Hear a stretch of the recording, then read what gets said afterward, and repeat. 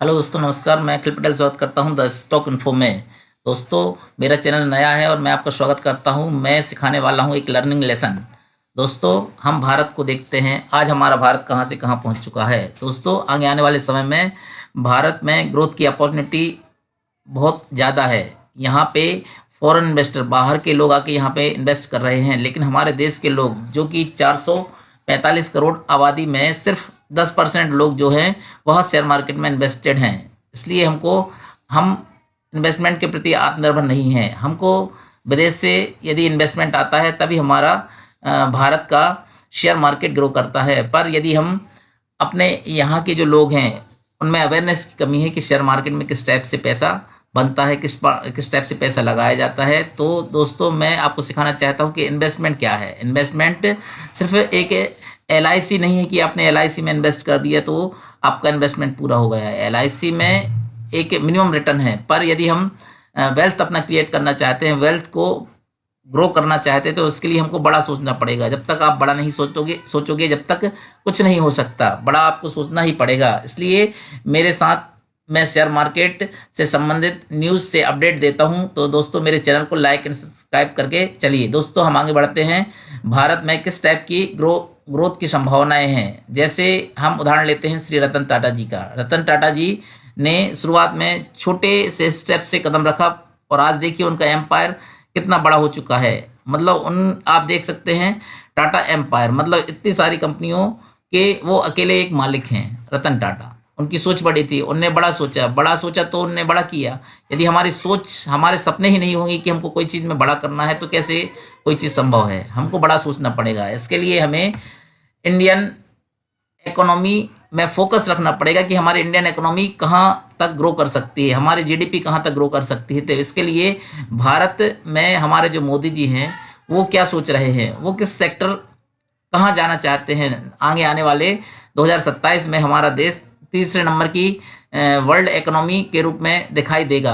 तब हमारा भारत कहाँ होगा। हम यहाँ से भी यदि इन्वेस्टमेंट करते हैं, यहाँ से भी शुरुआत करते हैं, तो इन्वेस्टमेंट में एक वेल्थ क्रिएट होती है। लोग शॉर्ट टर्म में सोचते हैं कि हम एक सीढ़ी से सीधा ऊपर छत पे चढ़ जाएं, पर यह संभव नहीं है दोस्तों। इसके लिए टाइम देना पड़ता है। जैसे कोई छोटा सा पेड़ है, उसको यदि हमने अभी लगाया तो उसके लिए टाइम देना पड़ता है, जब तो वो फल देगा। यदि आप तुरंत चाहेंगे सब कुछ, तो ये चीज़ तो संभव बिल्कुल भी नहीं है। इसके बाद दोस्तों, हम बात करते हैं फोकस। हमको ढूंढना है कि भविष्य में क्या हो सकता है, फ्यूचर में क्या हो सकता है। यदि फ्यूचर में किसी सेक्टर में ग्रोथ है, फ्यूचर के बारे में आप सोचो, अभी से सोचो। जैसे रतन टाटा जी ने फ्यूचर के बारे में सोचा, तब तो इतना बड़ा एम्पायर वो खड़ा कर पाए।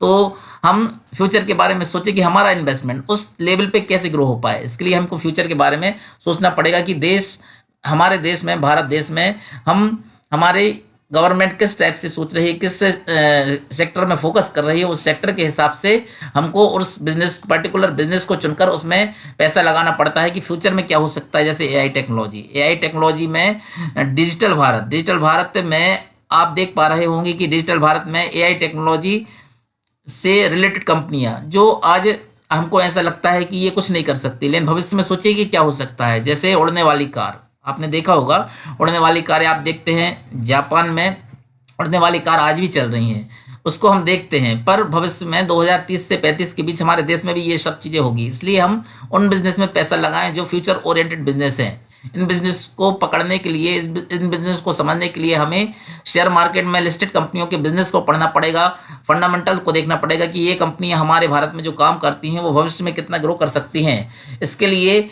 इन्वेस्ट करने के लिए आज हमें सोचना पड़ेगा। ये ऐसा थोड़ा ना होता है कि बता हम भविष्य में सोचेंगे कि जब हमारी जो फ्यूचर ओरिएंटेड सेक्टर है जो ग्रो कर चुका होगा, जब हम इन्वेस्ट करेंगे तो उतना उसका फायदा नहीं मिलेगा। उसको लिए आज से सोचना पड़ेगा। जैसे रतन टाटा जी ने शुरुआत में सोचा होगा छोटे रूप में कि भैया भविष्य में क्या हो सकता है। उनने सोचा भविष्य में क्या हो सकता है, तो उनने वहाँ इन्वेस्ट किया, अपने बिजनेस को बढ़ाया, वहाँ री इन्वेस्टमेंट करते गए और आज उनका बिजनेस इतना बड़ा हो गया। उसी प्रकार से उतना बड़ा तो खैर हम नहीं सोच पाएंगे, लेकिन उन जैसा तो सोचिए। जब तक आप बड़ी सोच नहीं रखोगे, जब तक फ्यूचर में आप ग्रो कर ही नहीं सकते। जैसे उदाहरण के लिए हम 100 रुपये दिन कमा रहे हैं, 100 रुपये दिन में से हम सोचते हैं कि 100 रुपये दिन पूरा खर्च कर दें, पर ऐसा नहीं है दोस्तों। 100 रुपये दिन में से 20 रुपये बचा के हमको 20 रुपये इन्वेस्टमेंट के प्रति सोचना चाहिए कि कुछ थोड़ा ना थोड़ा इन्वेस्टमेंट होना चाहिए। इसलिए भविष्य में यदि हर व्यक्ति को, हर आम आदमी को यदि ग्रो होना है तो फ्यूचर में हर आदमी को इन्वेस्टमेंट के प्रति अपना झुकाव रखना ही पड़ेगा, इन्वेस्टमेंट करना ही पड़ेगा। इन्वेस्टमेंट को पहले हमको डरा दिया जाता था, हम भी सोचते थे कि पहले इन्वेस्टमेंट क्या है, इन्वेस्टमेंट में हमको डराया जाता था कि यह गैम्बलर है, ये जुआ है। पर ऐसा नहीं है दोस्तों। जब हम उसके अंदर घुसे, उसको पढ़ा कि इन्वेस्टमेंट क्या है, शेयर मार्केट क्या है, शेयर मार्केट में यदि लॉन्ग टर्म में इतनी अच्छी अपॉर्चुनिटी है कि यदि आप सही तरीके से सही समय पर सही बिजनेस को देखकर उस पर इन्वेस्ट करते हो तो आपका फ्यूचर में ग्रो 100% संभव है।